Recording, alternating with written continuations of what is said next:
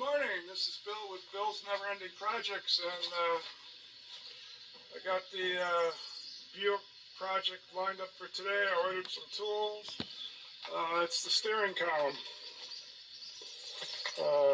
I ordered, it's gonna focus.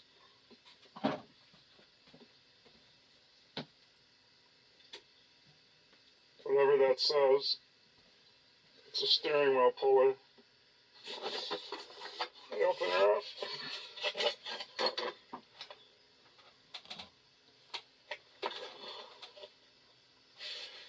Top has nothing in it. Some U thing. That's to pull it back from watching the videos to get the C-clip out or snap ring, whatever it is. One of these, probably this, is the puller to get the wheel off. This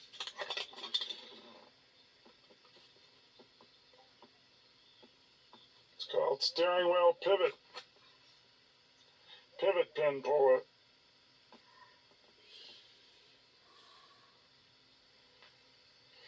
So it's not much of a thing, but it's going to pivot pin remover. So it's either going to push them in or remove them or something when I get to that point. I would say that's, you got to take off the wheel. Then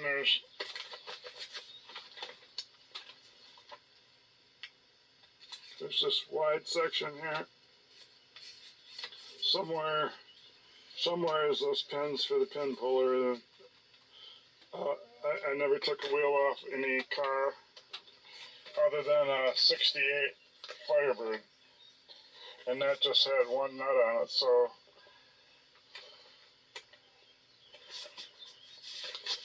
here's an example of what it does.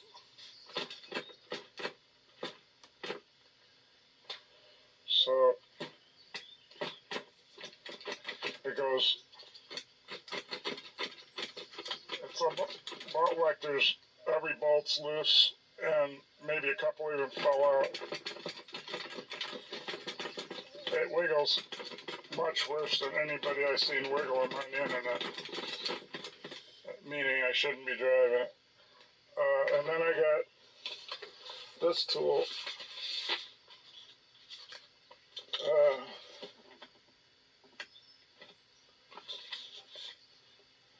Torx head, bit and female, internal socket, that's the one I need. I think I need one from down here, E8 maybe. It's going to be internal socket, so I got those. Yeah, I probably could have got something else with that, but since I was planning this,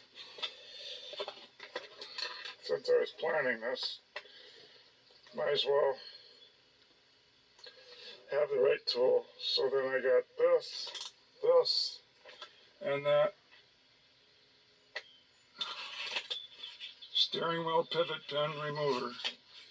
I think the cost of it all is about $60. Okay, so now I'm gonna get this horn cover off and try to pull this wheel off. Well, the horn keeps honking, so I'm going to take the battery cable off, but prying this on the upper side of the wheel, it's off. Yeah, I'm going to go take off the battery cable. I don't want the horn honking again. Side posts, and I keep, I think it's an 8mm wrench. It fits it good enough to take it off. So, okay, I'm back from taking off the battery cable. Should be no more beep. I'm going to add this to my other things I've done to this car. I didn't say when I started the video, it's a 1988 Buick Electra Park Avenue. And this just started this spring. When I was going down the driveway, seems like it started all at once. It might not be the 4 bolts that other people on the internet say, but we're going to find out. It is. So let's see what's underneath that. Just what I said. Horn. They're almost all out. And none are tight. That. What's that? Some kind of spring. Snap ring. I see this bolt over here.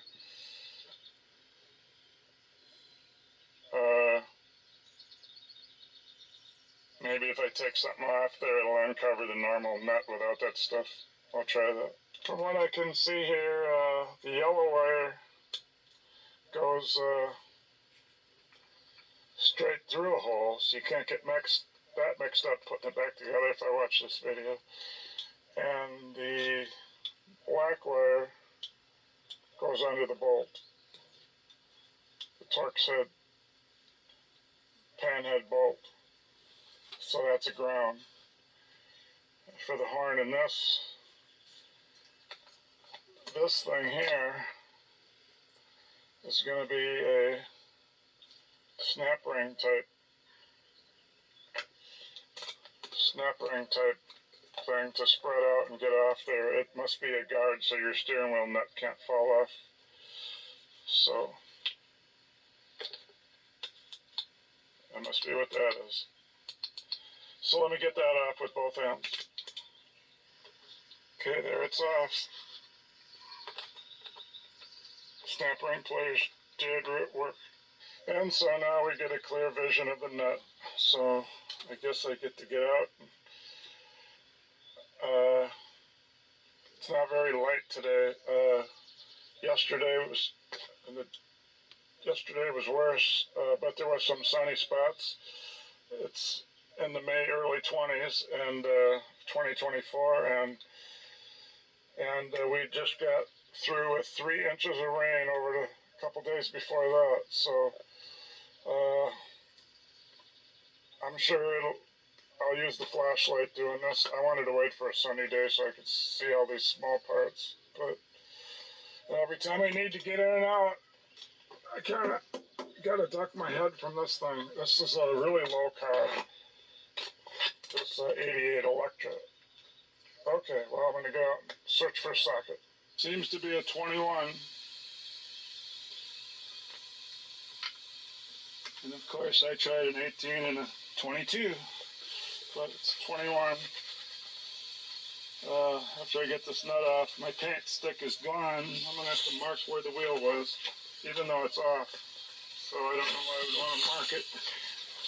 At least I'd know generally, I'd know where it was.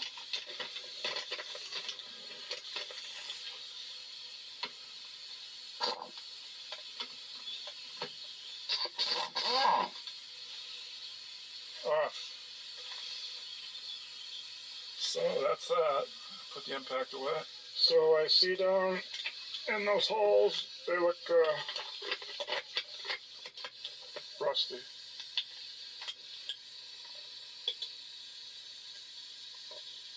Well, you've seen it before it went out of focus.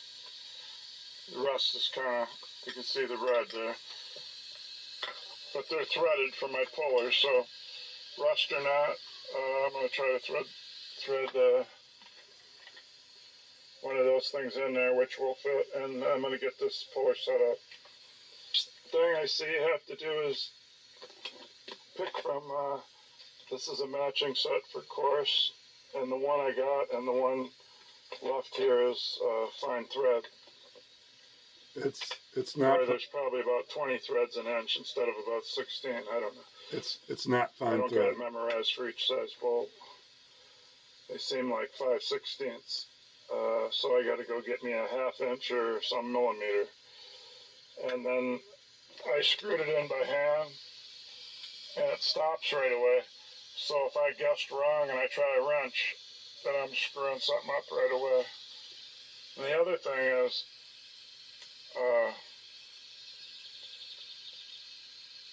right where they go in, it kind of, some of the threads are like in part of the edge of that thing. It's really close to it. I just assumed it wasn't like that. So, I don't know, be touch and go getting these threaded in and hoping it all works. Okay, so I don't rip up the threads, loosen this. Pretty far back. That much. That's enough thread, so then I'll just thread these in.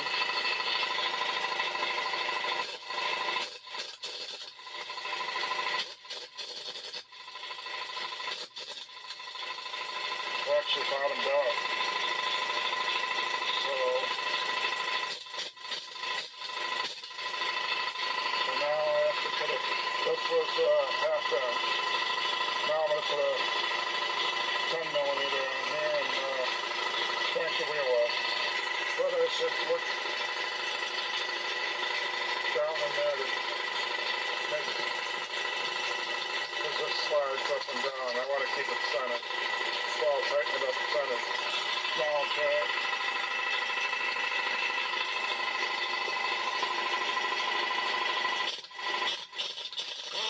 There it is. It's off. So then I'm going to have these wires to deal with, so I'm going to shut the camera off and use both hands and deal with that bit. But the wheel is off. I forgot to tell you, the choice I made from them turned out to be coarse thread. I didn't go hardly any pressure on the fine thread. It didn't hurt nothing.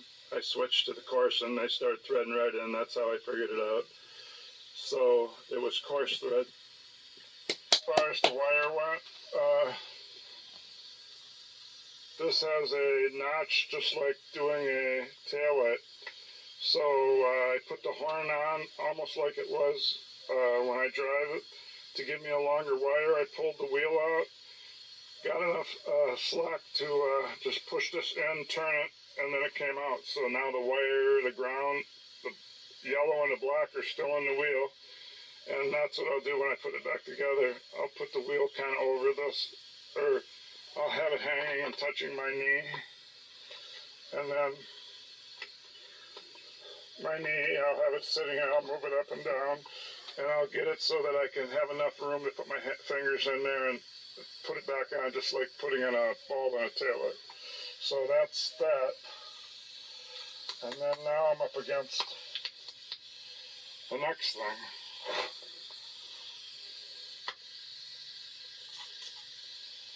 No idea about this, so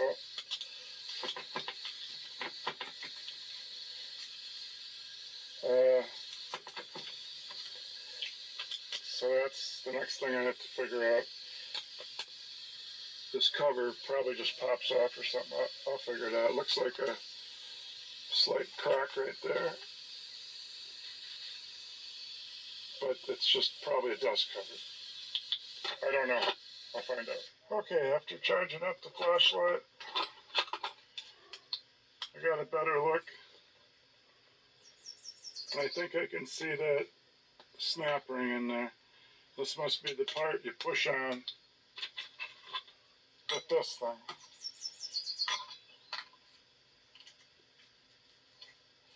Well, I'm going to push on it and I'm going to see if it makes you see the snap ring better.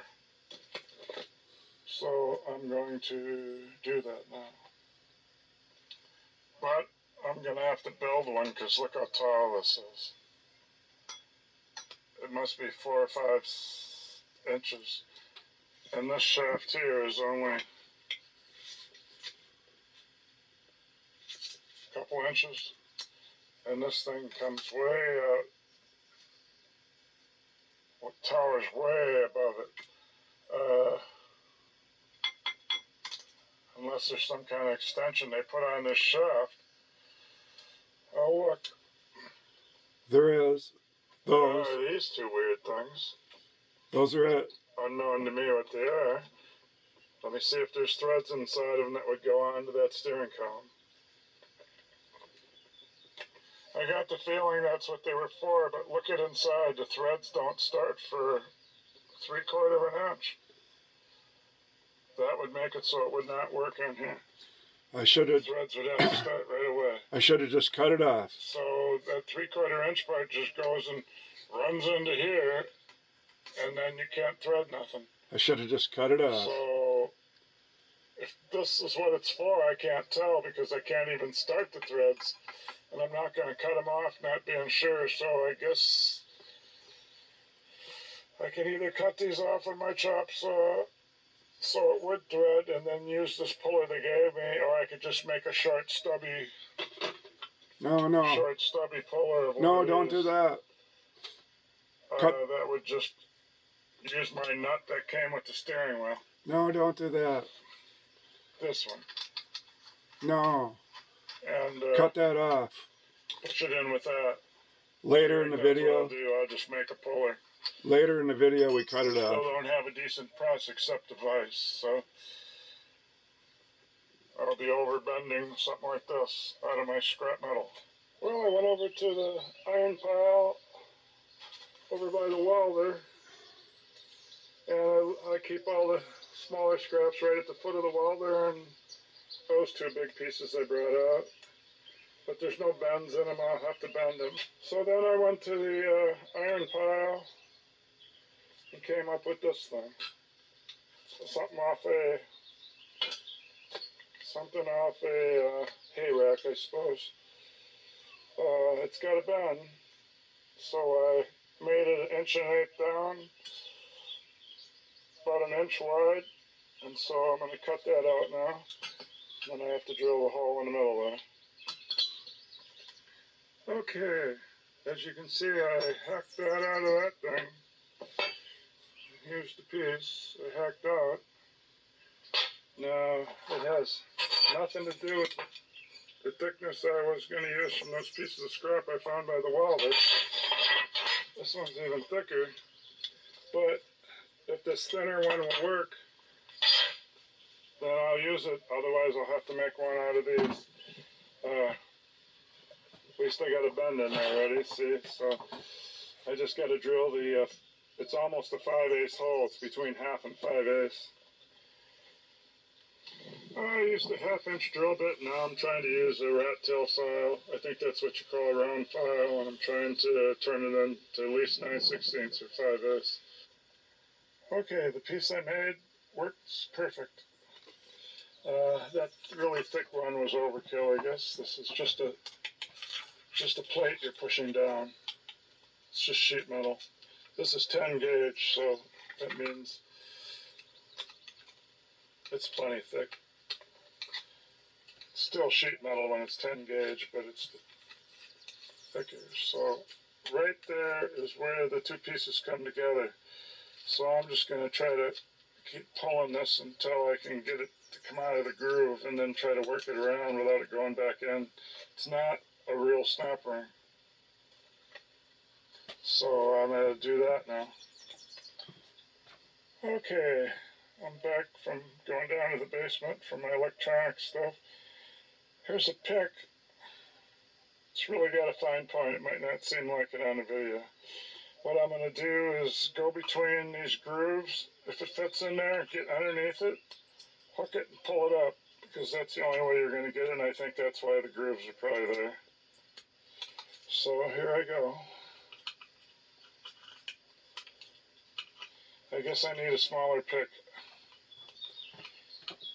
Or I need both hands, so I'll probably make another trip to the basement and see if I got a smaller pick. I bought these a couple of years ago, a set. So I'll have to look at all 4 and see which is the smaller one. And then if I don't have one, I guess I gotta make one with the grinder. Well, I've now got it up and out. What I used was this needle nose open, so I could use just one side of it as a pry bar. And this, so you had to get the side where it's split to where you could see it. That way, you put this side underneath, pick one of them, open it all the way, pick one of them and shove it up under there. And shove it up under there, otherwise the thing will just twirl. Because when you're pushing against here to try to upset it out of the ring, it will just twirl around, and pretty soon this part will be over there. So that's why you got to keep pressure with the needle nose on the bottom. And then you got to get it about a quarter way around or it keeps slipping back in. I had it slip back in about 4 times. And then I guess I just got it far enough or it's getting bent or something. And although it looks pretty straight still, they're still equal. Then I got the whole thing up out of it from going over here and finishing it from the back side, prying it up. So now I can take this off and pull the snap ring off and put it in my bowl and put the nut back in the bowl, and I'll have this flat piece off. Whew. I was at one point was going kind of funny, but at one point I couldn't see how you could possibly get this off with no place to put a snap ring pliers in it. At one point I was going to put the splice maybe halfway down, then I was going to drill a hole into these grooves to get access to get underneath there with my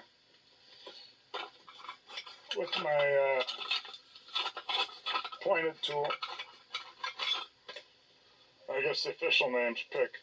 So I thought if I drilled a hole in there, a small one on an angle, then of course I could get the pick under it and then I could start pulling it up out of it. I would think that would work, but I got it without doing that, luckily. Now I don't have to have any drill marks. Okay. This thing should be loose now.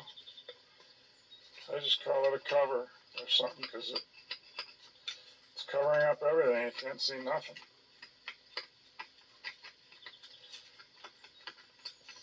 I thought it might pull off there. Oh, there's a spring. Where's my pick?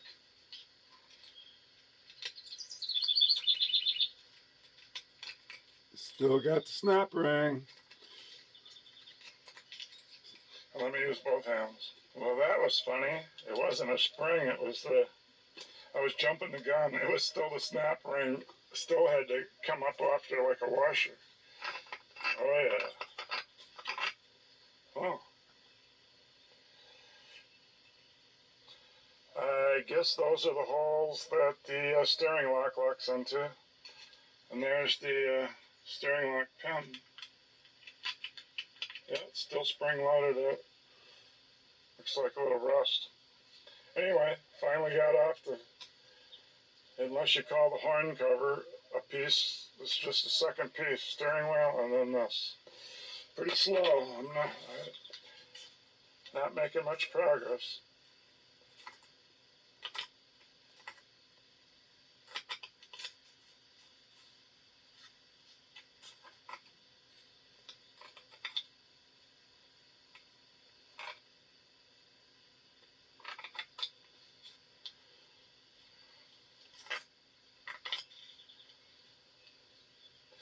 Well, I'm going to have to find a way to, I guess I'm going to get my wife's cell phone and snap a picture of every main thing I take off in order. That's what I'll do. Well, I took off the Phillips screw out of the emergency flasher. I put a piece of tape on that. That's now in the screw bucket. If I move the blinker down this way, you see that one in there. So that's those two. And then, of course, when you get those out, there's this one. So 4 This total. holds the, see that metal? That holds this handle, I believe, so it doesn't count, even though you have to take it out anyway. So 1, 2, I was looking for 4, but only find 3, because if you move this handle now that way, now it uncovers a third one. But I don't see a fourth one.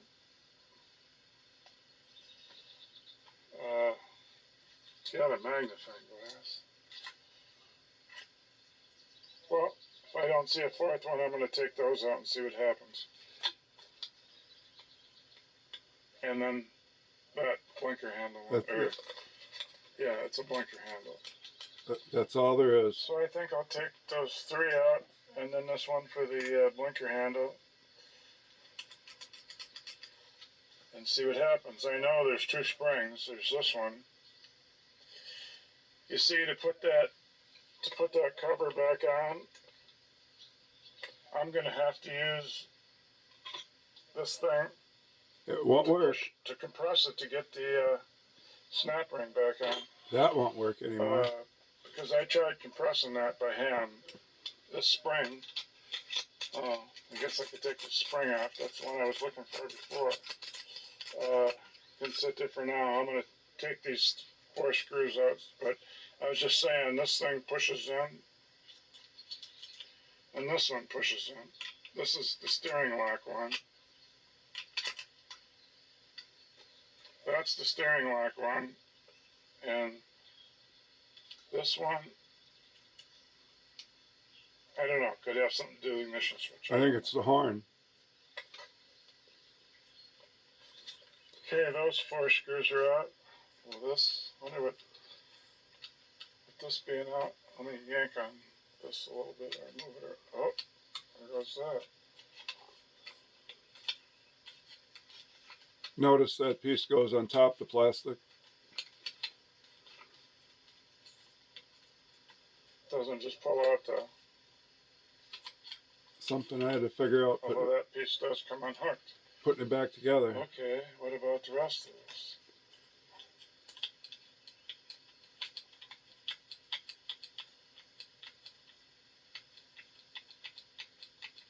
Sort of seems like there's 1 screw left.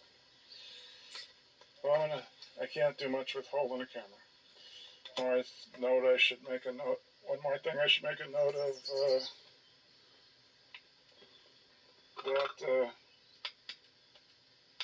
that other thing I said was a spring, and this one I can make it activate by turning the key.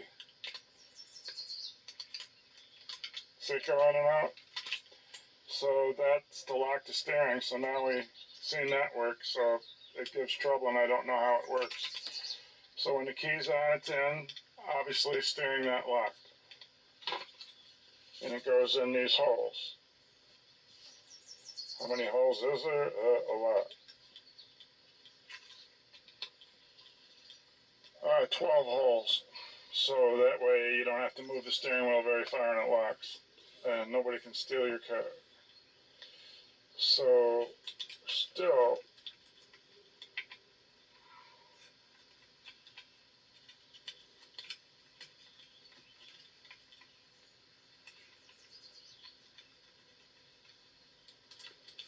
well, if there's 1 more screw, I'm going to find it.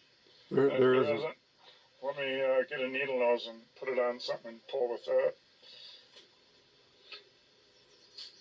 Unfortunately, working with that, it might have some dried grease, but it's not that dry. I had to go wash my hands.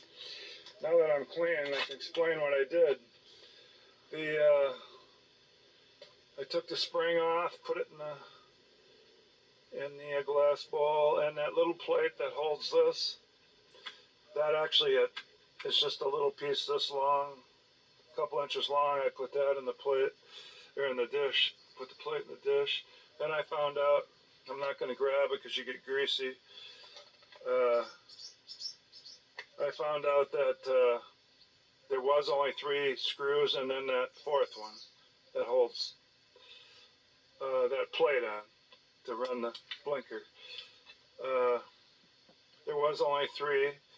There wasn't a 4th one. It was the wires holding it. So I'm going to have to go underneath there. I see a cover.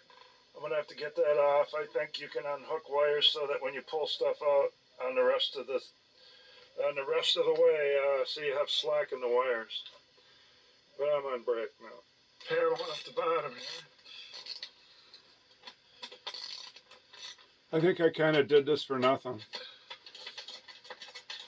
Except maybe the cover, because you can grab the wires for... Sometimes these things have a little washer on them, and they just spin when you do it. See what size this was. You can grab the wire. Number 7. To help pull them back down when you put it back together. Other one. It'll be the same. Well, I pulled out 4 screws, and yes, it bends down a little, but it's still being held. So I'm going to try pulling out these 4 from the Havoc system heater, and then once I pull those 4 out, then maybe maybe this brown trim will come out, and maybe there'll be a screw under it. That's the reason.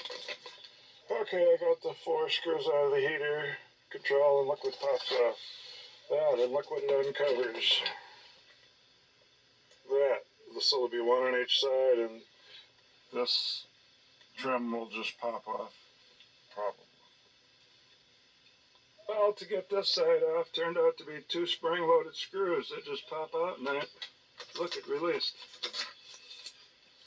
And there's my other screw, hidden right there. Guess what was under that? And I should have known how to take that off, because it's the fuse box. All right, now we know where that is. This is all the slack I can get. I went down there and took off these 2 bolts with a 13mm socket and dropped the steering column down, but the wires were not trapped by that, and they're still not releasing. It's that clamp thing. So, yeah, and when I lowered that panel, it's got an air conditioner vent in it, so I guess that's going to bother me now. Okay, back up to the top.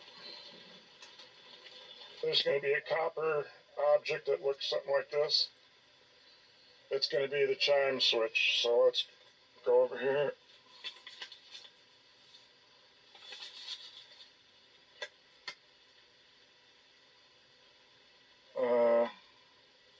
There it is. Right there, that's the chime switch. The video said to get this screw out, I would have to take the chime switch off first, and it's going to leave 1 piece on the bottom. So I'm going to, I guess it just pulls out.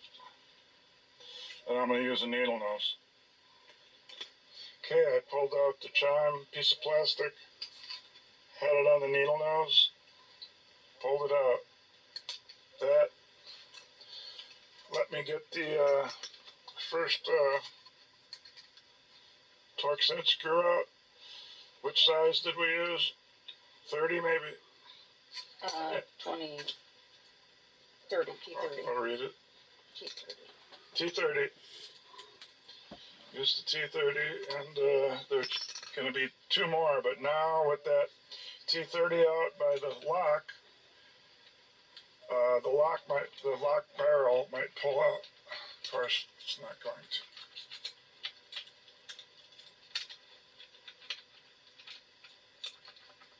Try it on AC, try it on neither. But use another screw.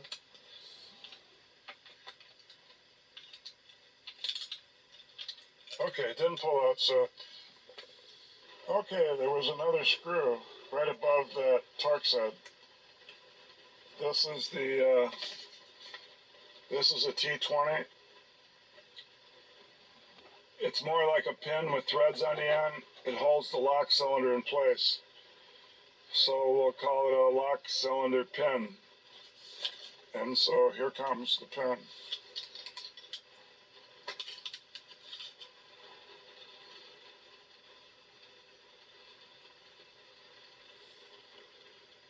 Light that up good. I don't see any threads on the end. Oh, they're on the other end.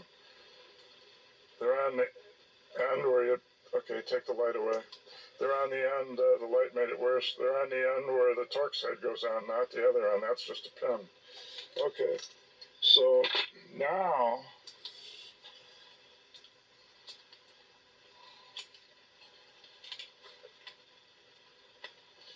Now the lock cylinder should pull out. Yes, it is. I see it right in there to where it's... And this thing here, that little black strip, that goes that goes to the chimes switch. So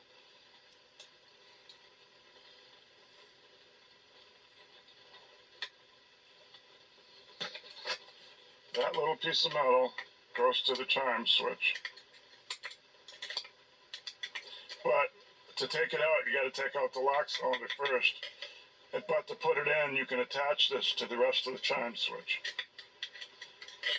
Let's see, let's pull this out then. Okay, it's another thing done. Kind of big for my little bowl. Probably put it in the glove compartment or something. Yeah, I thought I'd add, see the green guy?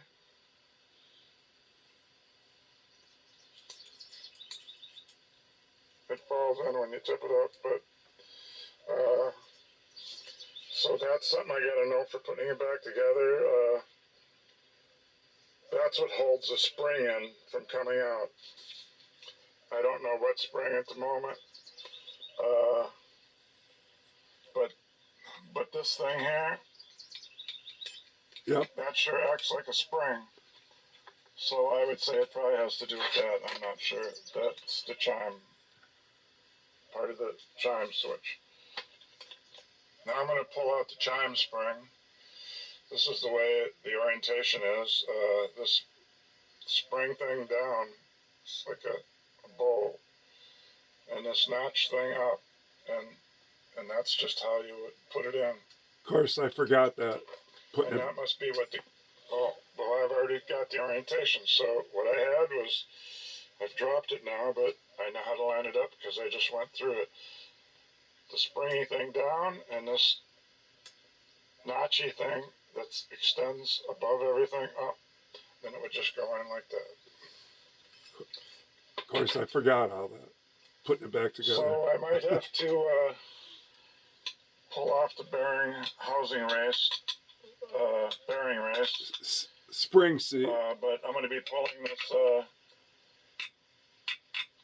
this housing off, and I'm going to get the other two bolts out. I already took that one out.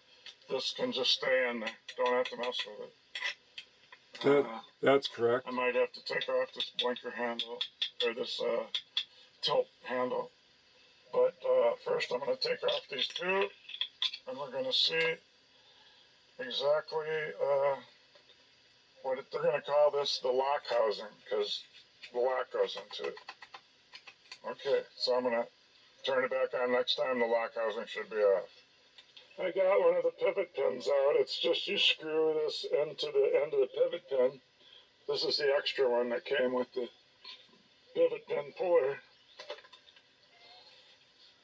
So you just screw the threaded thing in, and then when you get enough threads in so you don't strip it, you start tightening down the nut.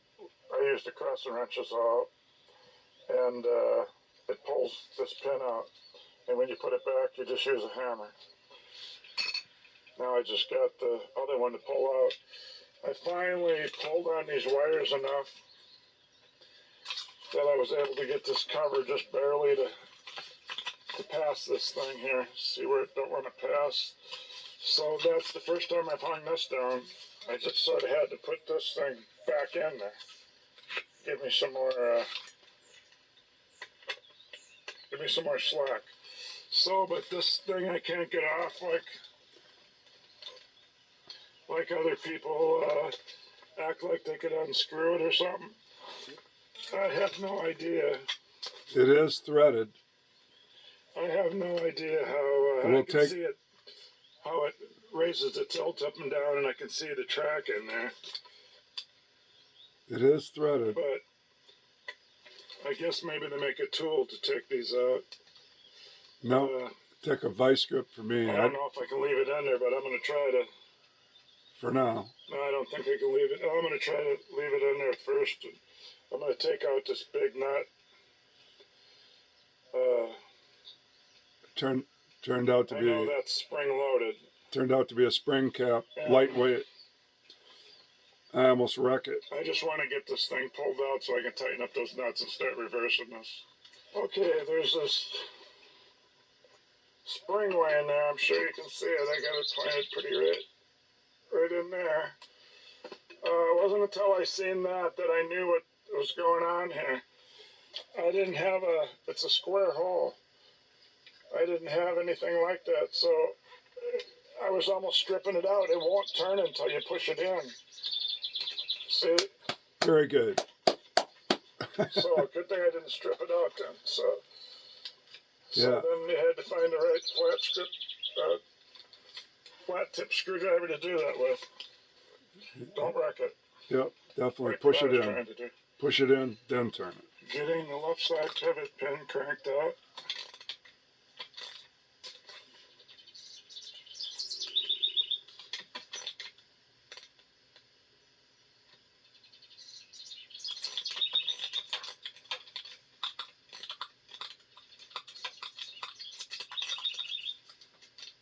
Here it comes.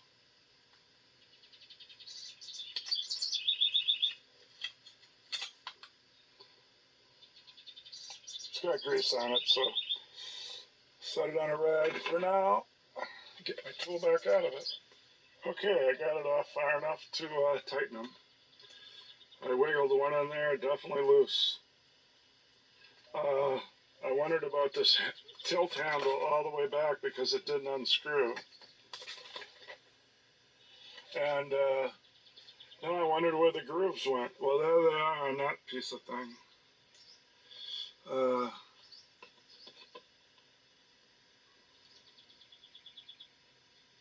It's a little rack. So it definitely goes like that when it goes in, because that's the grooves right there. They got to be up. That's what that handle hits. So, boy, that'll be fun putting this back together. Well, I'm not going to get this off perfectly. I'm going to try to tighten it up with all this in the way. And that won't work.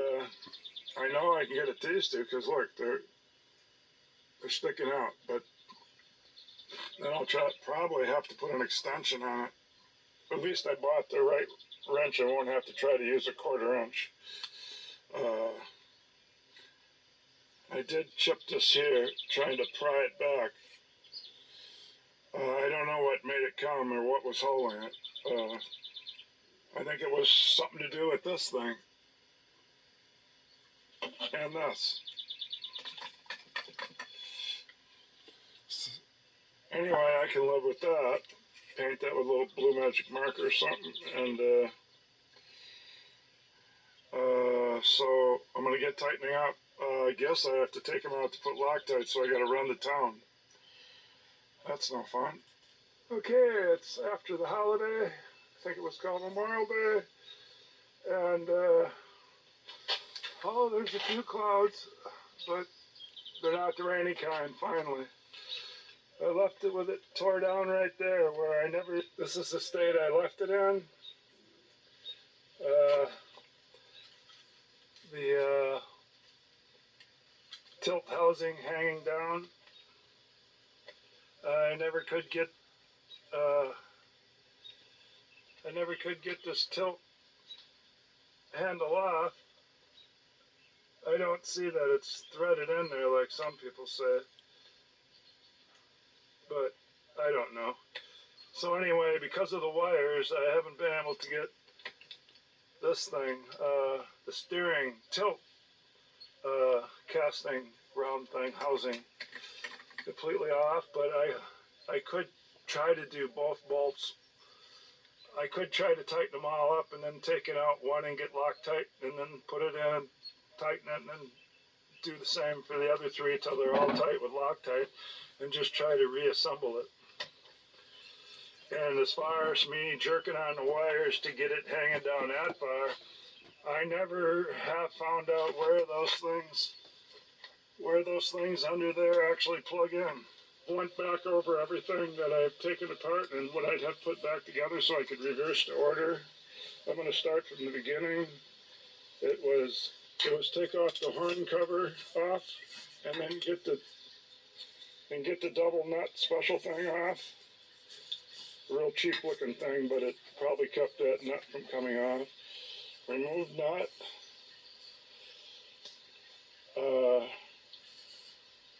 Remove steering wheel.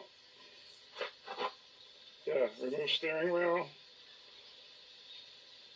Push in that flat round plate you're looking at so that you can get the O-ring off.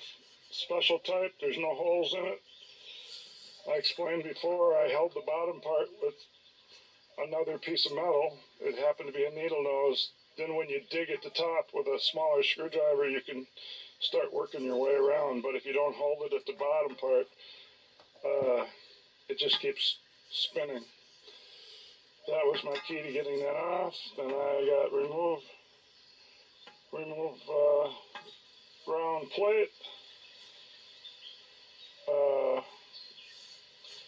And if you turn the round plate over, you find out it's the steering wheel locking plate. Then there's a smaller round piece behind it. I called that the lock plate. Then I got remove a spring. After you remove the lock plate, I think. I got removed the 4 machine screws, holding the white plastic down, which I call the blinker assembly. Then pull that back if you get enough slack in the wires. Like I said, I never went and found where that harness is plugged into. I wish I would have, and I would have unhooked that to start with. But now that I've jerked on and pulled it, I've either wrecked it or I've got enough slack to kind of work with it without going and finding it. Remove the hazardous thing with the 4-way flashers. Take out the Phillips screw. Watch for a spring popping out. Then in the book, it's 17 and 18 in my service manual. It's called the ignition key switch warning alarm assembly. And underneath that is a spring that you'll have to take out after you get the ignition lock out. The ignition switch on here is just a lock. I didn't realize that when I started it. I remember old ignition switches that are down in the dash area. They got all the wires behind them. That's where in the movies they reach back under there and were hot wiring it. But this, if in a movie they try to act like they're hot wiring a locking, tilting steering column with the ignition switch in the steering column, the only way you could steal a car like that is to get that locking mechanism broken so you could just turn it. There would be no wires to jump, not inside the car, because it's all manual linkage. So that spring is the warning for, it's the buzz return spring. It tells you when you left your keys in the car. And then remove that lock cylinder. It's not an ignition switch. It's just a lock cylinder that goes through ACC, off, on, and the start position, then it springs back. It's not like the ignition switches they used to have. So remove the lock cylinder bolt to get that out. And then after you get it out, you can get the return spring out of there. But when you put it back in, you can put the buzz return spring right on the ignition key switch warning alarm assembly. And you can push that in. And then when you're putting it back together, then put the lock cylinder back in and put its bolt back in. So to get that lock cylinder out, there's one bolt. Remove the lock cylinder. Then you're going to be staring at 3 shiny machine screws. I'm going to call that the ignition, the lock cylinder housing, because it's not really an ignition switch, even though people call it that. But it's the lock housing, big round cast thing you're going to let hang down.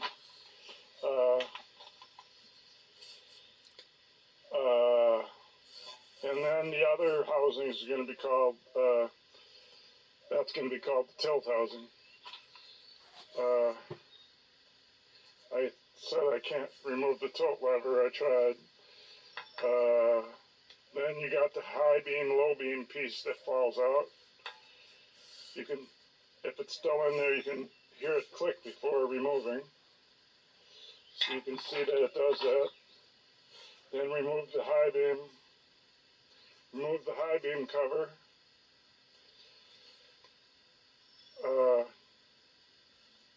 Plastic. Remove the high beam cover. Plastic 3x3. That's that piece on the side. That's that piece on the side that will meet up with this thing. See, it goes out a ways. It sticks out. It's just not round. It's got this square stick out piece. So that other piece is not hooked to the housing. It will come out separately. Okay, so as you remove that high beam, low beam piece falls out. So don't be alarmed. It's gotta fall out. The stuff's gotta come off to put it back together. Then you remove the high beam cover. Now that high beam, low beam piece is a little cast piece, I think, but don't get it mixed up with the, but don't get that little high beam, low beam piece mixed up with the, that falls out, mixed up with the ignition box down in the steering column cast piece that's called a switch activator rack. That will make contact with the ignition box down in the steering column through a rod activated by that gear in the steering column. I drew a picture of it there, but we're not that far yet. So you can play with it before you take it apart. Hear it click, because that's what you have to do when you put it back together. Remove the high beam cover. Now we're back to that. That's where I started getting off course here. The inner race comes out if it's not already. Say I'm on 16, 17. There wasn't any inner race. There's an outer race and a spring seat. Remove,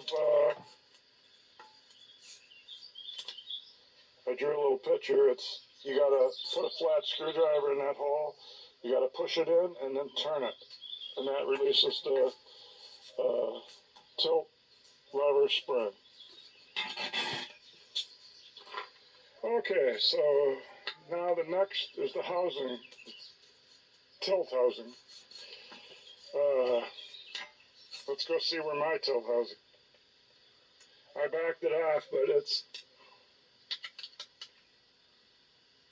you can see this thing here. It's got the ignition switch thing. That's the ignition, or the cylinder lock housing. That's all it is a lock that turns. It doesn't have any wires hooked to it. So then that means this one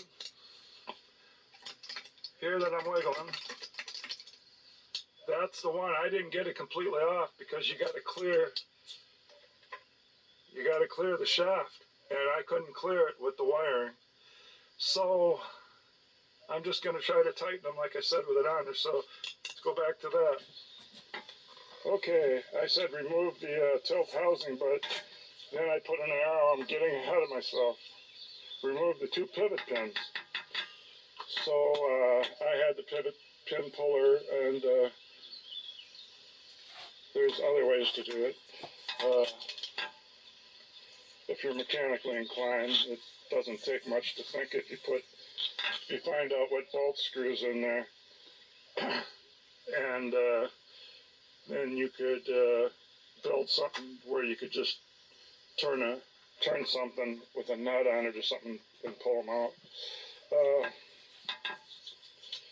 Before pulling the tilt housing, I don't suppose you could see it, but if you could, because you got to put it back together, there's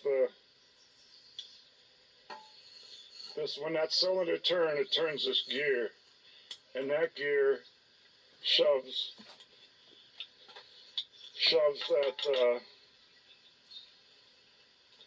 that activator rack. It shoves that activator rack somewhere there back to push that rod that's further down the steering wheel. So this is on the left-hand side, of course, next to the pivot pins. Taking so long, my light line here keeps changing.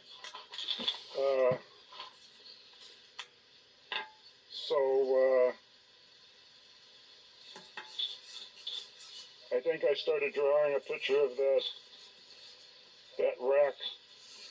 It's a little cast piece. It's a special cast piece, just like that other one. That's going to turn the high beams on and off. But I don't know that they're both made out of metal. This one's made out of aluminum or metal. So you got to tighten up those bolts with a reverse E8 torx.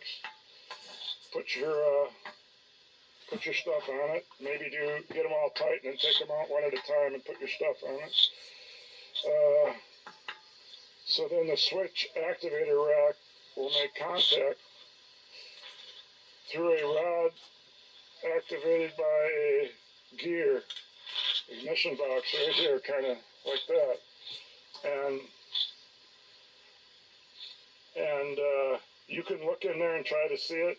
I seen somebody show me that in the video. The thing it's going to push on and where it's got to snap into, if you could get your screwdriver and kind of pull it back as far as you can towards you, so when you're trying to put this tilt housing, when you're trying to put the tilt housing back in with that piece,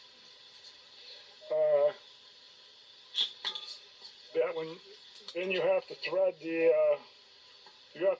that. Let me see. Yeah, I see it, but you don't see the bent end on it that curves down. It's that rod right there.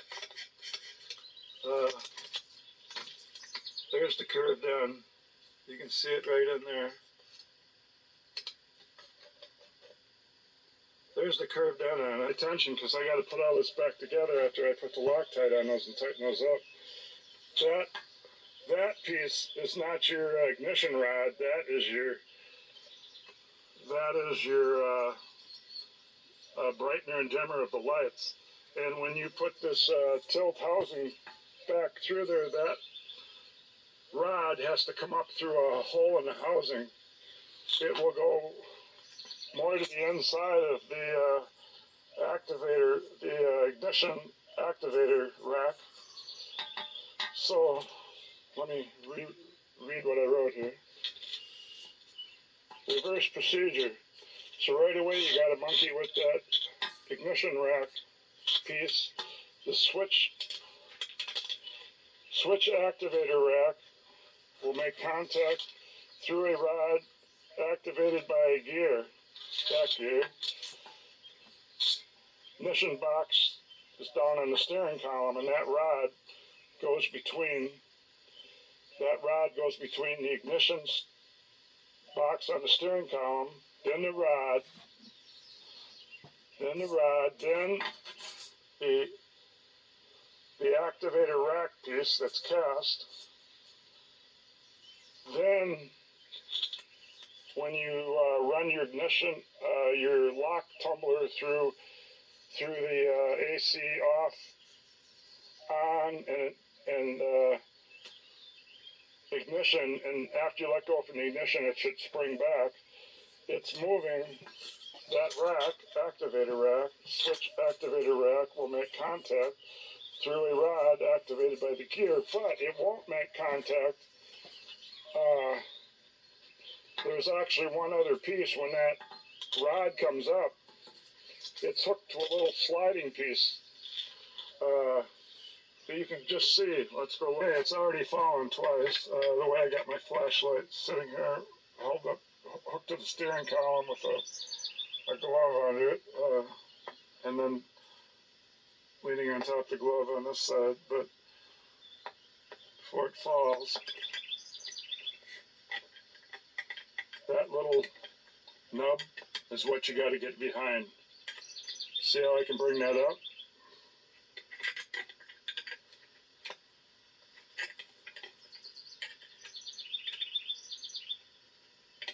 I did it before when I didn't have the camera going.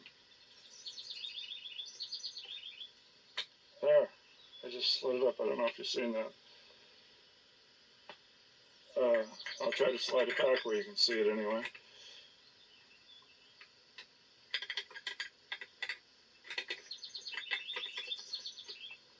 Okay, here we go. We'll slide it up again.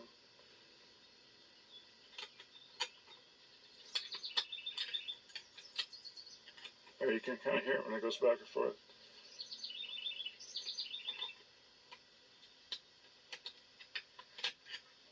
So now it's way back there.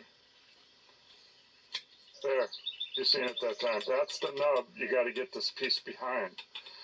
And it's not like you can see the piece very good because you're going to have it put into the tilt.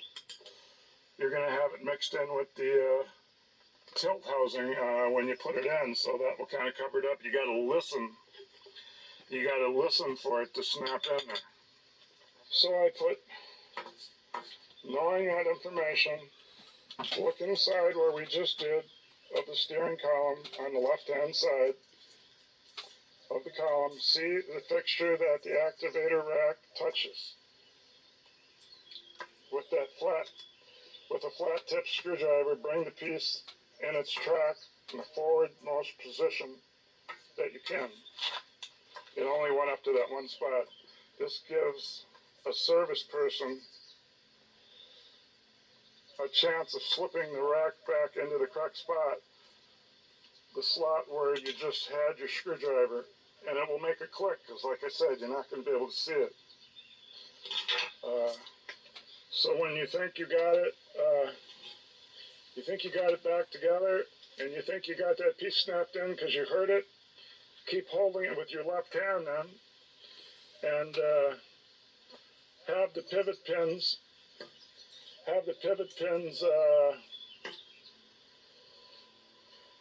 or you can put the pivot pins partially way in, and then use your ignition lock cylinder to turn it through the motions and see if all that gear thing from the other, there it is. See if that gear thing pushes that Rack. that activator rack. See if that pushes it. Okay, so that was 3. I went to the back page. No wonder it didn't work. So the rack piece. So the rack piece should be installed in the tilt housing, pre-sliding the tilt housing back over the tilt rod. Now, while sliding it back, you have to maneuver the dim bright rod. I talked about that. I went and took a picture of that rod. First, you got to put it behind that rack, and then you got to get it to pop out the hole made for it to come up into the next piece, the next housing. So I keep the dim bright rod to the inside of the rack at first when you start sliding it on. Then it has to merge out of a housing further up through a hole in the side. Now get the rack over the top, that nub where you put your finger, where you put your flat screwdriver.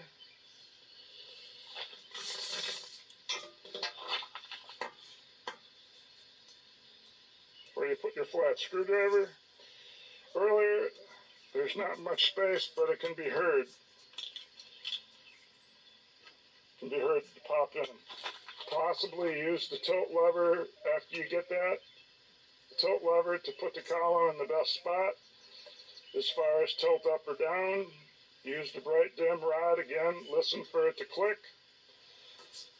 If all's okay, Continue on. Now check the ignition rod and rack assembly. Run the lock through its positions.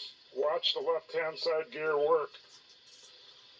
Say to yourself, there's AC off, on, start, and then watch it spring back. Is the rod activating the ignition down on the steering column, the ignition box, the real one, the real ignition switch box lower down on the steering column that rod leads to? Because you can't see it. If everything's all right, continue. I had to start the car up to You find gotta keep out. checking that all this is working, otherwise you just end up doing it 2 or 3 times or never getting it done. Buying a whole new steering column put together. My wife says, do they sell those? If you never get it, you're never going to get this together, she says. Of course, that's why I made this whole list and tried to study it some more. Also check to see when on start, also check, I've said it 3 times, when you put it on start that it springs back, the lock cylinder. If all that is working correctly, pound the pivot pins the rest of the way in. Put the race back in. And of course, it goes without saying that check your bearings and put some grease on them. And make sure your races are on each side the way they should be. I only had one. The housing side cap. The tilt housing side caps holding that side cap that sticks out. So you got your round piece, then you got that little square thing. So the tilt housing side cap, holding that with one hand, check for click with the other hand because it's going to have that other housing in it, that other cast piece. I don't know if it's out of metal, but that one's for the lights. Plastic. The other one's for the to activate that ignition down on the steering column. The real ignition switch. Now bring back in the ignition housing with the blinker sticking out that we went over and showed you. That's the other part of that square box that sticks out.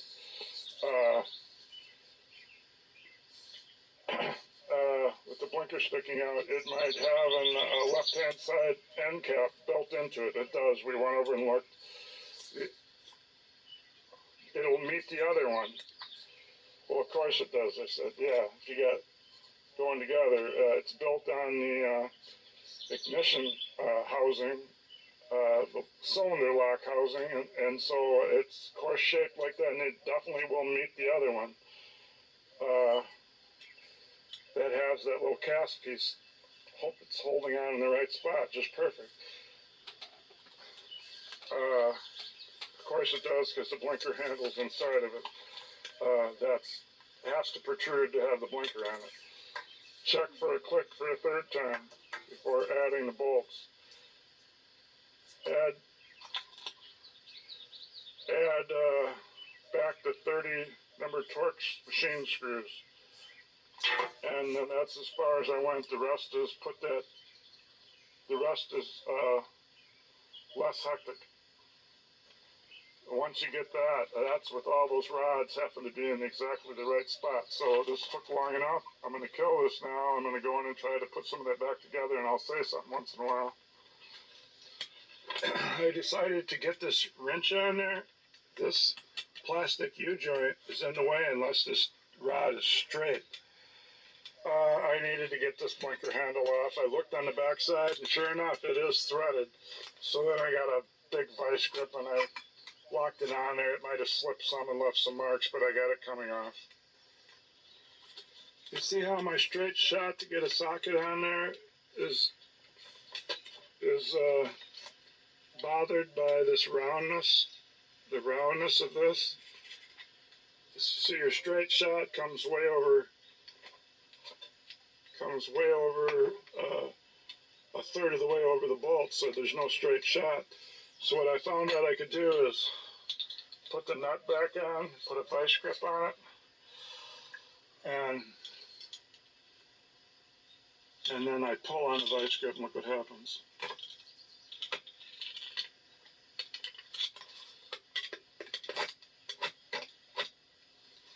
it comes back, and that's going to give me enough room to get each one out. I got a magnet wrench to pull it out. There it is. The bottom two weren't screwed in at all. The top right one about halfway, and this one about halfway. So this is the main problem. This universal joint right here, made out of nylon or whatever, it's in good shape, and the bearings look in good shape. So I merely got to get Loctite on these, tighten them up, and get the thing back together and grease it. Well, I got an angle on them to get them all tight with. I found out don't leave the stuff in the sun or it runs out like water. Maybe it does anyway. I don't know. But, I didn't get any on the seats, so now reassembly. Boy, does that blinker rod come off hard. I had to use it. You'd think after loosening it, at least one time around, I could have just spun it by hand. I had to use a vice grip almost all the way out. And if I loosened the vice grip up a little, it would just slip. Wow, so somebody's got Loctite on there. I'm almost sure of it. Okay, so I'm going to start studying. There's this wire thing. That's the dim the lights. I'll have to start playing with all this stuff now. There's that piece of a cover that I have to load that piece into. And, okay, I've been over this and over it and over it. Now I got to actually do it. And I'm not going to do it on camera. It's just, be lucky if I can even do it. I'll just, every time I get something done, I'll show it and explain any trouble I had. I finally, for the first time, got this to come off there. Of course, now I would once I'm done with the bolts. Oh well. I wanted to see where the inner race is. It's not here. And I just got this off for the first time, so how could it have come off? I don't think it had an inner race. Now we got to deal with that. Definitely put grease in it, though. Well, this dimming and brightening rod was off, so I had to go down there. It goes inside of that. Let's see, is it on here or not? Yeah, that's it. I'll move it up here so you can see. It goes in that. It just sits in there. There is no, the pressure, once all this is put together, keeps it in there. So it's not unnormal for that probably to fall out of there. Okay. Okay, there's my fresh grease I put on there. A little on the shaft, and I did it on the other side. No, there's no the inner race right there. There was none on here because I never took this off. That was the outer race. Just a few minutes ago, so it couldn't have got out of there. So there either isn't one on the inside one, or they didn't put one on there. But if it run that way before, it's going to run that way again. I'll definitely put that on the other side. And there's that rack that I'm going to have to start fooling with pretty soon. Here's the one for the headlight, but you couldn't mix these two up. I mean, huge, made out of aluminum. I think that one's plastic, actually. They're each going to play a vital role in putting us back together. So whether you have to do it, a whole tear down to do it, but I'm going to keep clicking, so now I can click this thing. So that's what I got to keep checking. Now this is the light one, and this one is to activate the ignition switch that's way down there under the dash on the steering column, and there's the light switch and that thing are just two different things. All right, I got to start thinking this out. Okay, what you're looking at is until I angled the shaft downward, this would have nothing to do with going out. It must be a shorter trajectory. Now I got to get it through the bearing and then start figuring how this piece goes in. Here's the light rod where it has to come through the hole here in the casting. It's plenty big. It's plenty big hole.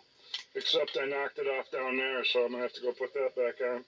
Or maybe I can leave it off for now and just put it on when I'm done moving this around. Probably keep knocking it off as I go. Exactly. I couldn't remember where this thing hanging here. This has this little piece that squares out that bump in the steering column. Has everything to do with this. And so first I had to remember how this went on, and then I remembered I couldn't get this off of here for the longest time because this went through it right there. So then I thought, well, that's easy then. I'll just find the spot where that goes through and put it up there, and it'd be right there. Be right there. So now I can start using that position to figure out how this thing goes into it. Well, I got the pivot pins in just part way till I'm sure that I got that thing hooked back there. Now you can't see it anymore. So I do know that something's right. Do I think I'm going to get it on the first time? No, I don't think so. But Heck, so, that wasn't the first time.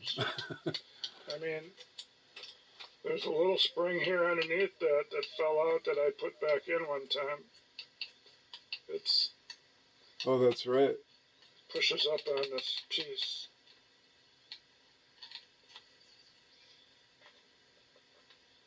It's hard to see.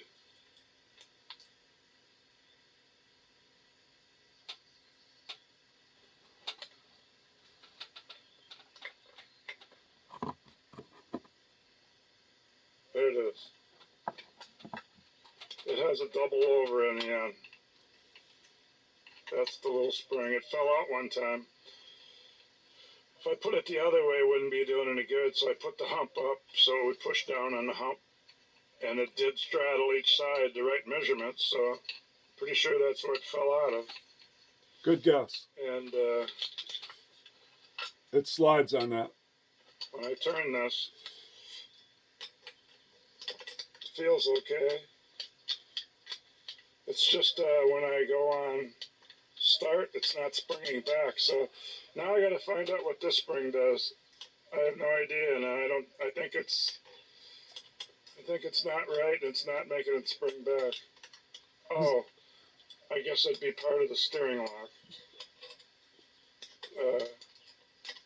Because it's hooked to this pin. It's definitely to make it Well, I'm spring gonna back. find out. Hopefully find out. Go in and use my resources. I got the parts. That thing's in the wrong spot. I've got pictures of this put together correctly from this side. So I'm going to look at that picture and see if this wire is the same for the steering lock. But I'm just not getting any spring to spring back. So possibly the reason it's not doing it is I didn't get this rack thing over the thing. It did snap over, but then, oh yeah, that's what I was going to say. To get these pins in and get everything to snap in like normal, after I had that rack thing snapped over and I knew that was probably, hopefully would stay there, I put the blinker handle back on. Tilt handle. Yeah, it made quite a glare in my eyes once I did it. But put the blinker handle back on. Tilt handle. And then it's not a blinker. I mean, it's the steering tilt. And then I pushed it in, keeping this up tight. I pushed it in and was able to change the tilt, and that made everything slide on. Who would have thought? So that's the only reason I'm even at this spot. That's where I dead ended before because I didn't put this blinker handle back on and make it tilt. Because there's a groove on that. There's a groove that this thing has to follow when it goes on this rack. And that helped it follow it, I guess. So, but the ignition switch is not springing back, so I probably got this off, and I'll be doing this No, again. it's to do with that little Moving spring. the eyeball down underneath there. Will I turn this to see if there's a spot where I could see that rod turning that would turn the ignition switch on the steering column down there, the lower one. I suppose I could put the battery cable back on and then just turn this to see if the starter. To see if it starts. I don't think it matters that this stuff's hanging down there, but it's not springing back. So my guess is that thing's not hooked up right. Wow, I started it. I put the battery cable on, and I started it. The idiot lights come on, and then I turned it further. I turned it further just the way it sits. And with no key, the key's in the trunk, and it started, and then I shut it off. So I guess I hit that spot correctly. That's all I got to say. So now it's just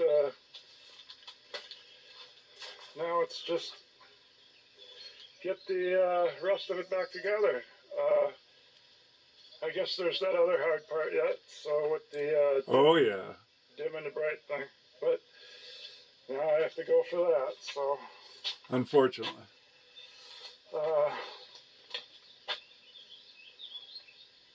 Maybe I will get this together.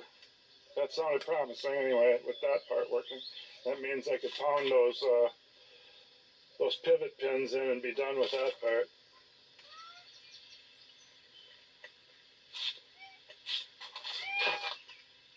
If I have to work on the car, you have to go play by yourself. You have to go play by yourself. Because I got to get this done. Today, no clouds. No clouds. So I found out last night when I was looking on the computer, they sell this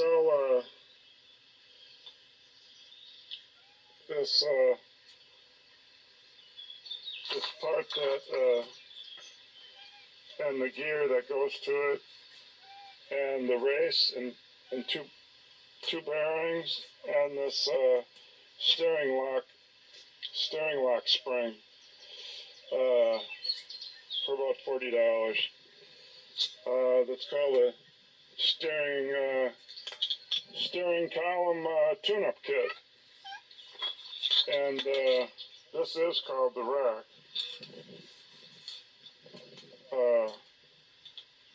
I guess because it works like a rack and pinion. Anyway, I didn't know they sold any of this. My spring is a little deformed. Will you come up here to help me? Okay, you explain it then. What it is, I call this end here, it looks like a, hey, no rubbing the camera. Hey. So I call this end here the paper clip end.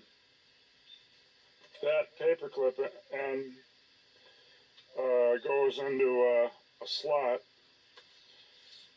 This goes around the rod that comes in to lock the steering wheel, little rod. This goes down to the bolt. And this little wind-up thing makes the spring, but it doesn't go to anything.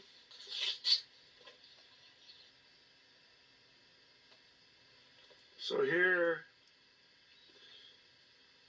here's the paper clip end. It goes into this slot. Here's the end with the little circle. It goes up to this steering lock pin, and it's hooked to that. And here's that part that just makes a spring. It's just a loop that makes it a spring. And here's the other part that goes down to this bolt. Now, if this is a spring, if you push it in, it should it should spring back. Okay, I finally figured out what the paperclip end does when it goes into that slot. So I'm right now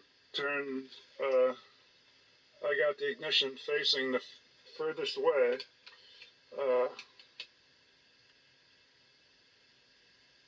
Right here. So one more click would be to start. And when you do that,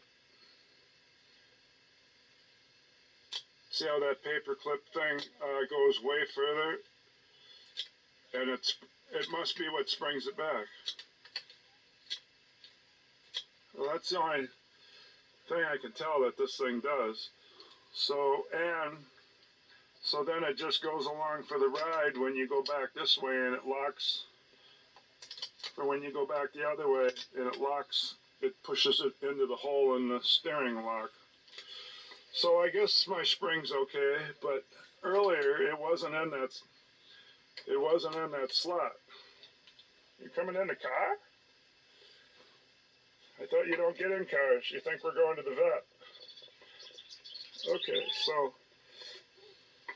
Okay, you just want petted so bad, don't you? You're so lonely, right? Okay, so then I guess there's nothing wrong with this spring. If that's what's making it spring back, and it would push it into the thing, I'm done there with that. Now I got to put in this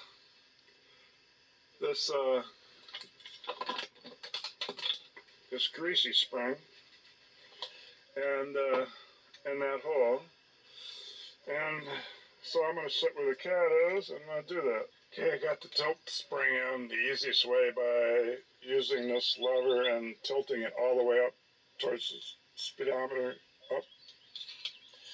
And because I put it down and I pushed on it and I put it up and I pushed on it, and when I put it up it was closer to being in, and so I decided it was easier having it tilted all the way up to put that in. You just put it in. You can see the notch there where you line up the nub, and then you just turn it. That stays. Until the next time you got to work on the steering column. Now I got to put in the race and that weird thing. It's like a castle nut. The spring can push on that. That's what you're going to have to collapse to put that snap ring on, I think. Unless I'm getting ahead of myself. Okay, I did some research. That thing, it's the race end cap, and the spring goes against it, can go on at any time before this ignition housing goes on or after, because this is all hollow and it's just going to go through it anyway. So I guess I'll put it on now so I don't forget.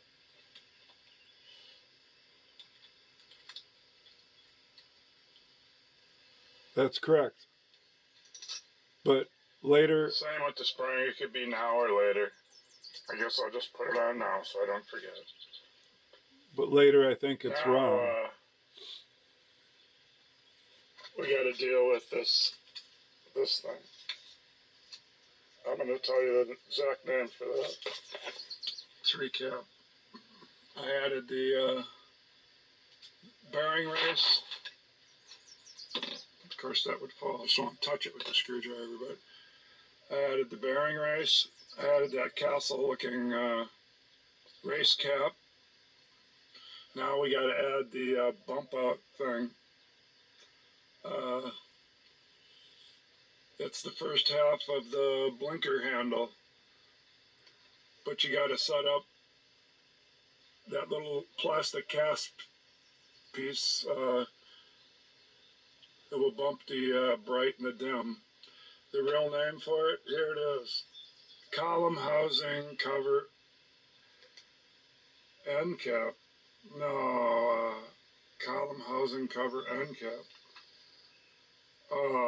That must be that castle nut thing.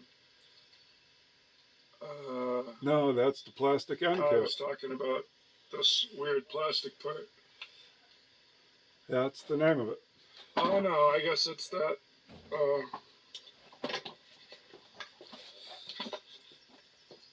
It's not this piece. That's just a pop-on thing. It's this piece. Yeah, I think that's what it's called. It's called the column housing cover end cap, because that's a column housing, and this is a shaft. So you need to play with that and put the cast plastic piece in it and see how it rides. See how it rides back and forth. So there you go. So you need to play with the cast plastic piece to see how it rides back and forth.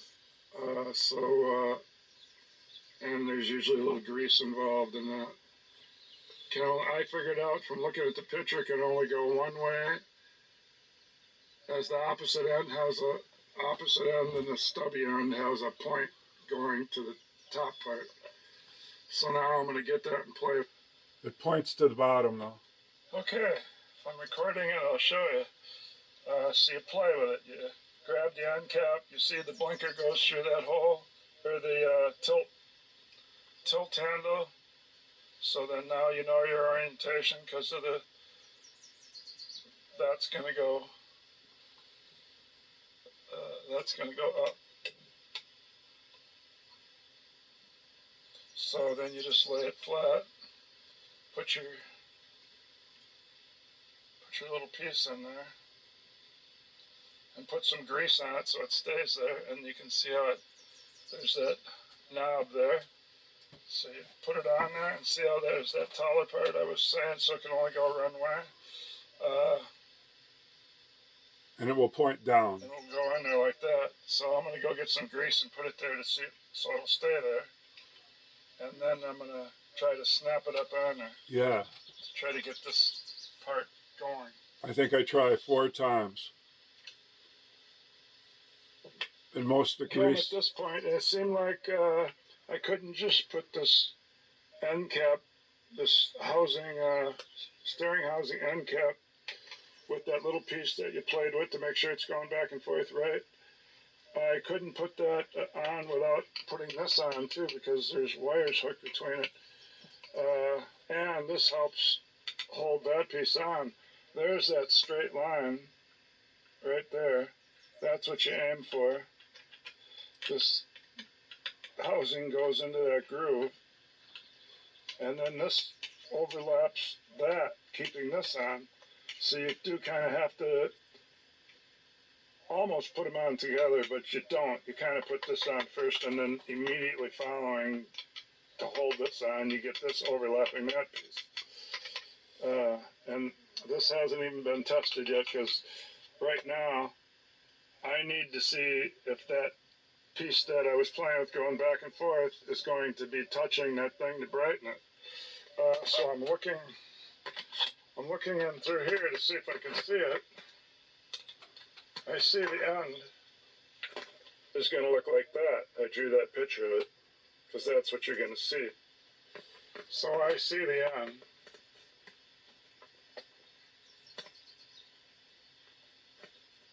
See if I can find a pointer. It's right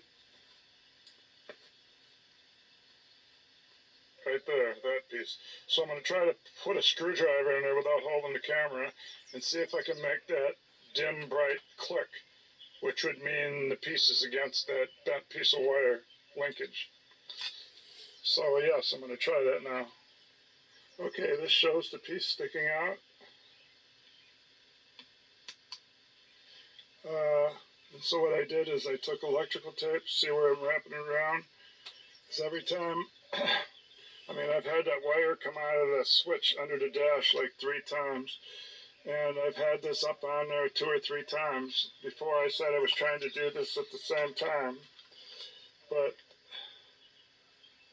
at the same time. So now maybe it won't even go over the shaft. I don't know, because I didn't do it at the same time. But this kept falling out. And once I had the tape around here, one of the times this thing wasn't over that big thick piece of wire that they use for a linkage with the bent side to it.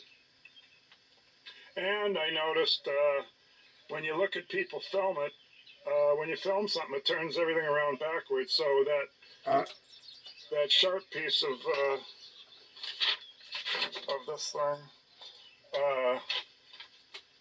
this thing points down, not up. It only goes one way, or it hits. But I got it so to click right now. I'm not going to do it because I'd have to use my other hand to push against this. I'd have to use one hand to push against this end cap, housing end cap. But I did, and it clicked. So now I gotta keep an eye on this spring here to make sure that paper clip thing doesn't come out of that groove. It's still in there. And when I put it up, this is gonna want to catch. I suppose I could turn it. I could get the ignition tumbler and maybe turn it. Maybe one click in. Yeah, it doesn't stick out so far, but I've tried to put this thing on a couple times. It catches. Something catches. I'm looking in there. I don't really see anything.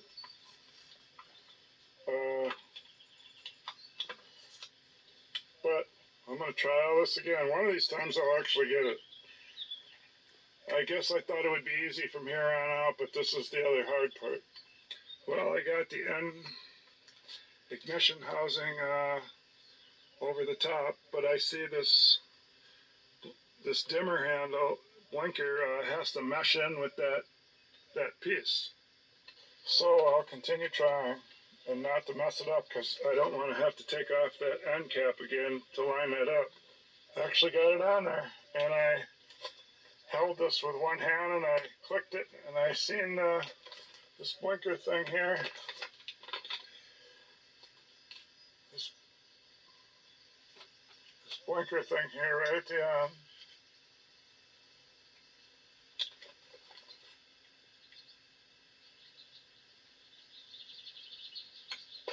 Yeah, it's this part.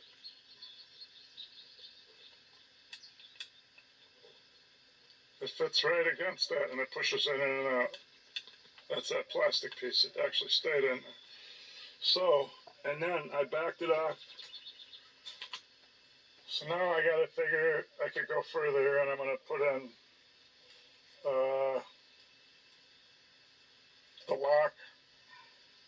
No, I'm going to put in that buzzer piece, then the lock and the lock rod that keeps it in there. I think I do that before this.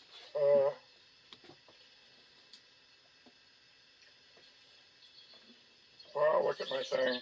I'm just going to get doing this because now that I got past that, I might get somewhere. I know before I get too far, I got to bolt that in for it so it doesn't come back out again with the 3 shiny screws. Okay, this thing here is not stable yet. It just goes like that. That's because that little arm goes on, but it doesn't. I tried to put it on now, like that. And no matter which way you put it, it wouldn't work. So I found out it goes on after you put this on. That gives it a complete different angle. That's why I couldn't get it. Told you I forgot. Okay, now I got to put some more stuff on. Now I've got to put on the buzzer thing. It's 2 pieces. You take it out in 2 pieces, but it goes back in 1. So in a second here, I'll figure out how I also forgot. I had this clarified early in the video. After playing with the 2, but I forgot. It's going to go in like that with this pointing up to the left. So that would mean this would have to go on the bottom, like so.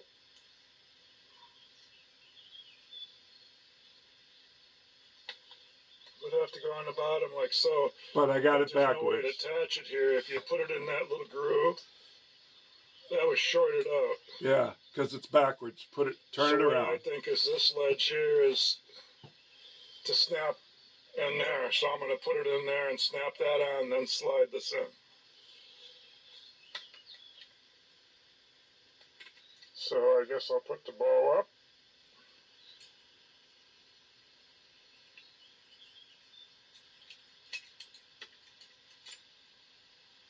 Still wrong.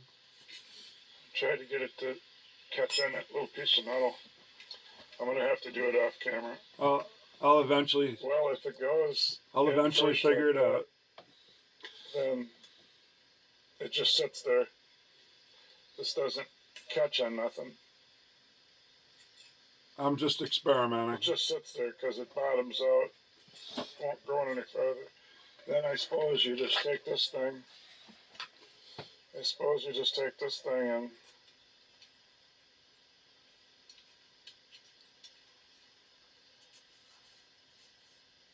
put it in the hole and just push it in on top of it.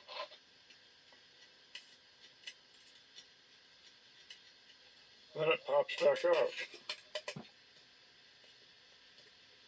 Yeah, it's because the bottom spring ain't right. I'll have to do some research on this stupid little thing, buzzer thing, but I'm not sure what it's supposed to do because I've never done it before. Okay, the clip actually went on the reverse side that I was trying to put it on. And it goes from the top down around like that. I've tried it every other way. There's no other way to do it. And then you're supposed to, and then when you go to put it in, you turn it around like that. And that's going to work with those. So that's going to go in there like that. So I guess with this setup though,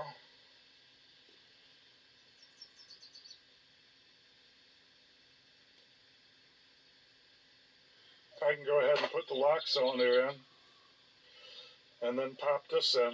I'll put the lock cylinder in. I'll put that lock rod in that has that bolt. Then I'll slide this in and I'll tell you how it goes. And I guess I could add, before you put it in, look for that green thing.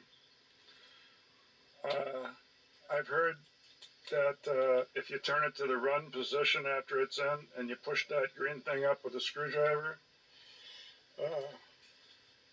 through here. So I'll put it in.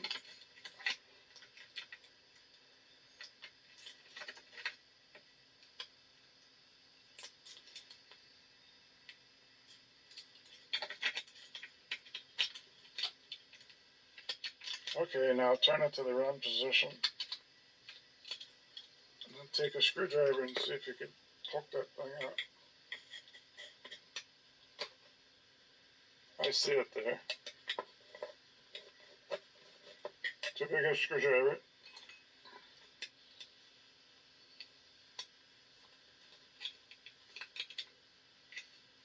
Keeps falling.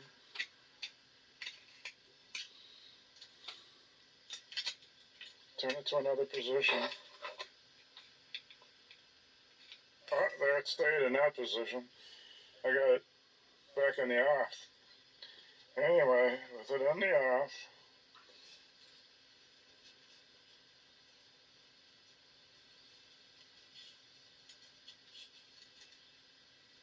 it must have fell again. Let's take a look. No, it seems like it's still up. No, I see it's dropped.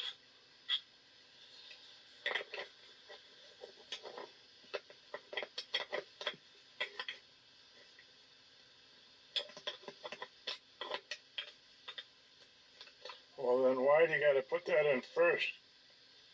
Why can't you?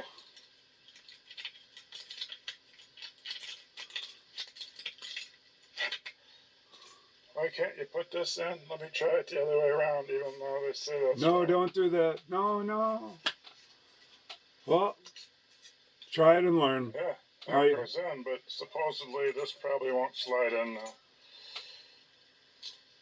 Well, let's try it, because it wasn't getting anywhere the other way. Oh, it worked. Yeah, except. Okay, so now let's put our, oh, shoot. Yeah. Now we can't put the pin in.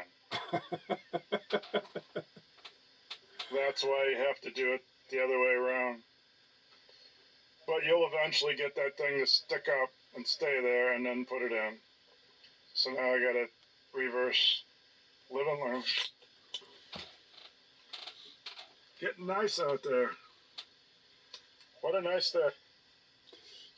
These were, to put these 4 on, 3 of one kind, and these I found out to figure out which screws they were, have to sink way in there so they didn't have any flange sticking out. No flange sticking out. And I figured this Phillips matched the other Phillips, so I put a Phillips in there. I just kind of put this bracket in there and floated it down under there, and it kind of caught. And I screwed it down, and I used that lever to move this to be able to get at that top one right there. So count that one, the other 2, and then that other one, that's 4. So they're back in. And I got my spring on there. I'm almost to the point where I put this lock plate reverse down and have to press it in and get that lock ring on there. I'm going to take a break.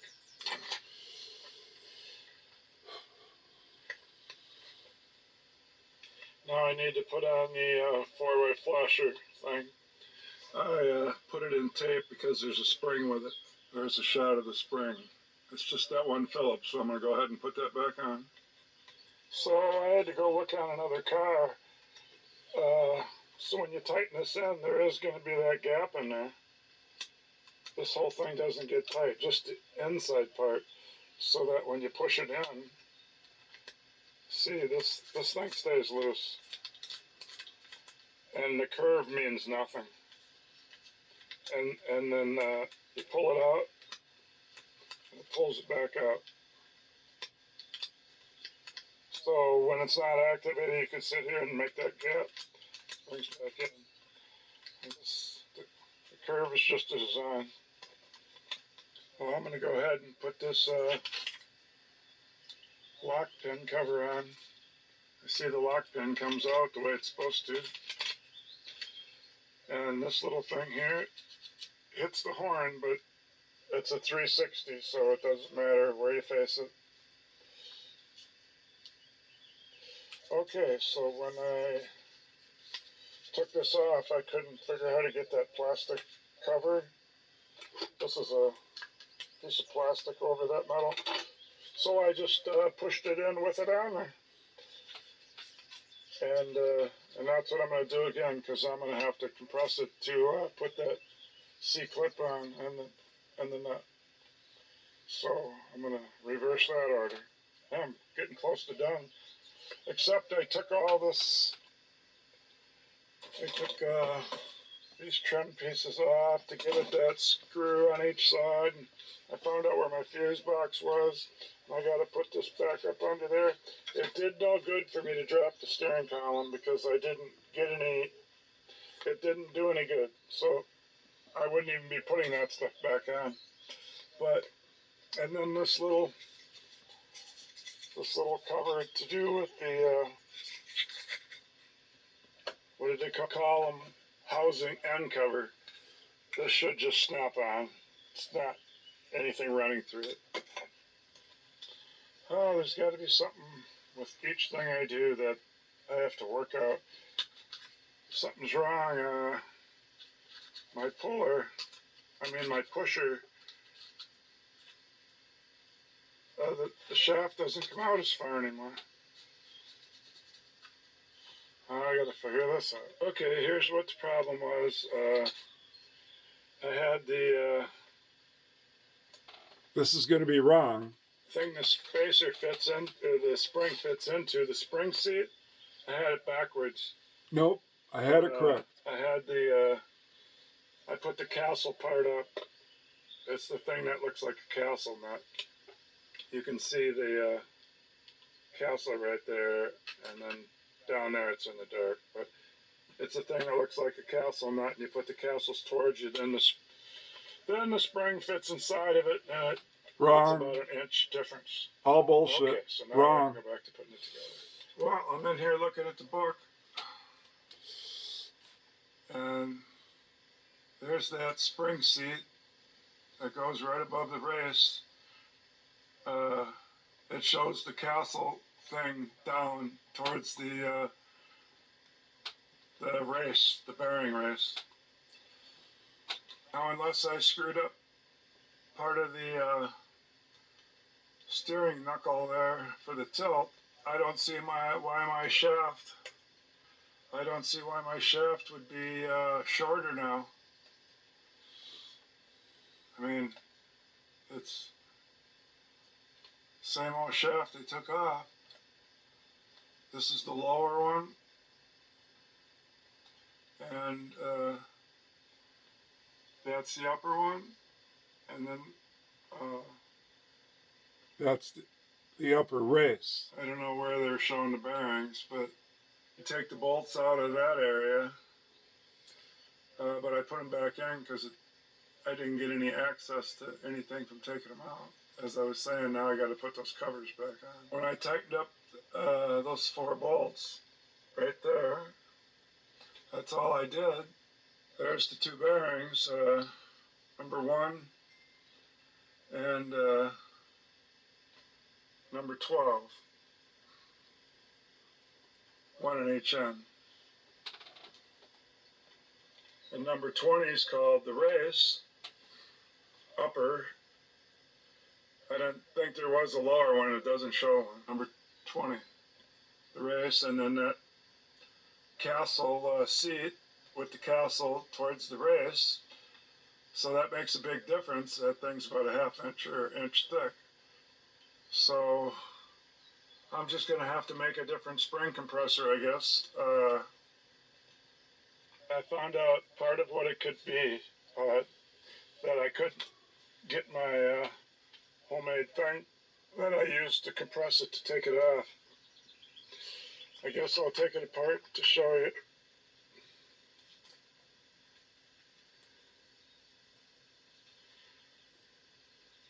This piece, I don't know how I could see it, but it's so bright in here. But if I remove the spring, you'll see there's a flat top right there. See how the grooves are distanced apart, the same, but not on top. So this thing here, let me find that space. There it is right there. Yep, you see it, it's wider apart. So that was the problem. As soon as I found the wide apart spot, then it would press down on the shaft, which would give me more room to put the compressor on. So I'm out of the twilight zone. Boy, I thought I would have to take the whole thing apart again, and I thought something must be screwed up somewhere. Oh. But now I want to hurry and see if I can get that on there, so I can't put this back on. So I got to put this on in the right spot with the thing up. Yeah, see there, it'll press. Otherwise, it was in the wrong spot. It just stayed there.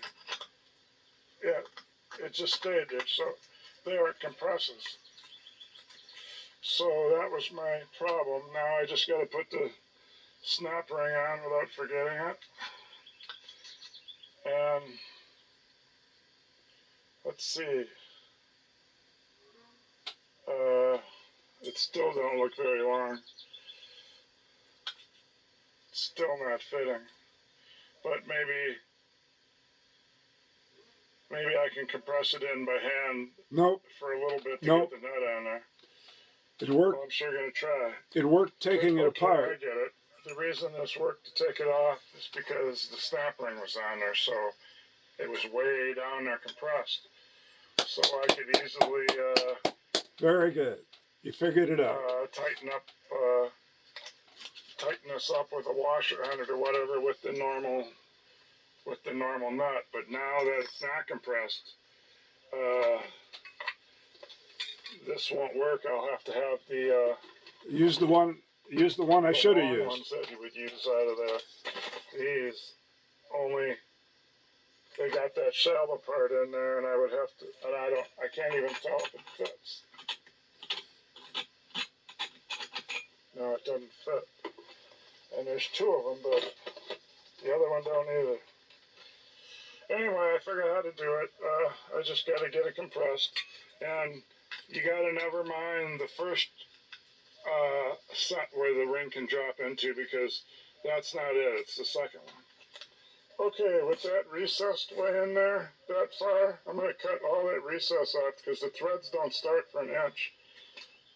The bad part is I can't tell if they're going to fit my steering column, so I might wreck this puller thing just trying that. I don't have any metric bolts to go in there to go on my steering nut, and then to go on the bolt to go on here, then I would know if it would fit the steering thing. I don't want to run out to a hardware store, so I think I'll just cut it off and then try it. But if it is metric, then what could I do? I mean, if it doesn't fit, then I guess I could take that steering column nut, go to the hardware store, get a couple nuts like it, weld them together, and weld them on the end of a bolt that would go through that puller. I guess I could do that without cutting this one, but I figured if I cut this and it fit, that'd be done. Look, it fits. I cut that off, and now I can screw it on till it bottoms out.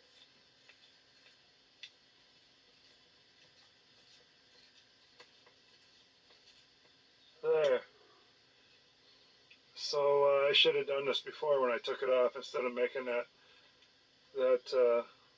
little one on the floor right there. But I didn't know if when I cut that off it would match anything or not. Alright, well, now I can get to doing what I'm normally supposed to be able to do. That's working out, so now I just gotta find a 21 millimeter deep well socket.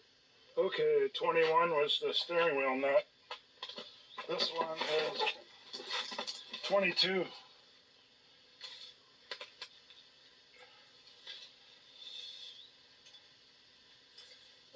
Let me check the steering wheel nut again.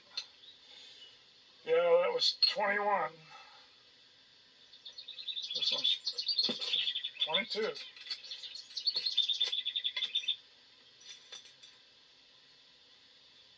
Okay, so now, finally, the ratchet's laying there. You seen it earlier.